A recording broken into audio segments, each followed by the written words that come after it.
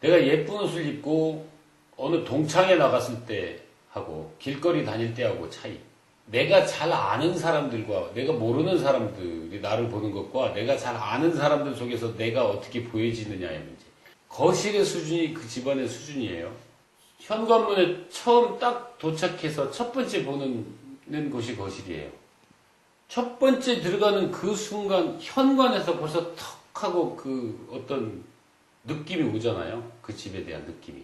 노출되는 사람은 제한적이지만, 소수지만, 엄청나게 영향력 있는 사람들에게 보여지는 거기 때문에 이것도 굉장한 폼이에요.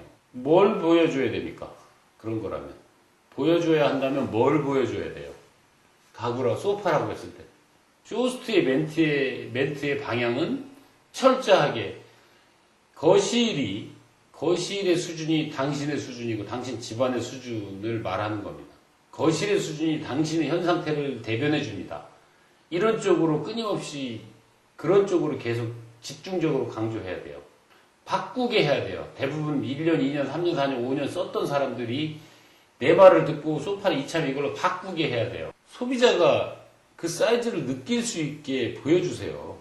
그러니까 제가 왜 설명을 좀 구체적으로 친절하게 해라 이런 얘기를 하는데, 가죽 얘기할 때, 쿠션 얘기할 때 쇼호스트들이 보면 가죽 얘기할 때 이렇게 계속 손으로 그렇게 부비거든요.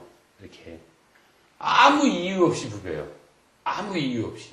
이걸 해주는 이유가 뭐예요? 뭐라 그랬어요? 이게 만져주는 이유가.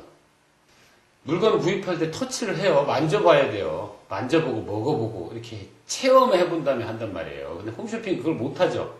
그냥 보고 들을 수밖에 없는 그런 상황이라고 했잖아요. 그러니까 여기서 만지는 것도, 침구에서 말할 때도 침구에서 이렇게 싹 만져주는 것도 포근해요, 부드러워요, 이런 거를 그냥 만져주면서 소비자들한테 그 촉감을 내가 쇼호스트가 자기 입을 통해서 전달해 주는 거란 말이에요.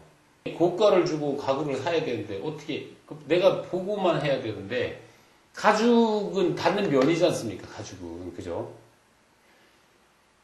프레임은 상관없어요. 만져주지 않아요. 프레임은. 여기 나무로 되어 있는 틀은 그건 촉감이 어떻습니다. 그러니까 이건 만지지 않아요. 근데 어떤 바보 같은 친구들은, 생각이 없는 친구들이라 그 다리 이런 거, 목재로 된 다리 이런 것도 막 만져요, 바보들이. 친구나 가구 하는 친구들이 자꾸 만지니까 괜히 만지는 줄 알고 아무 생각 없이 막 이렇게 만지기만 해요. 그러니까 참 답답하죠. 만져주는 거 좋단 말이죠. 당연히 만져주는데 목적이 어디 있느냐? 보고 들을 수밖에 없는 사람들한테 그 촉감을 전달해주기 위해서 만지는 거예요.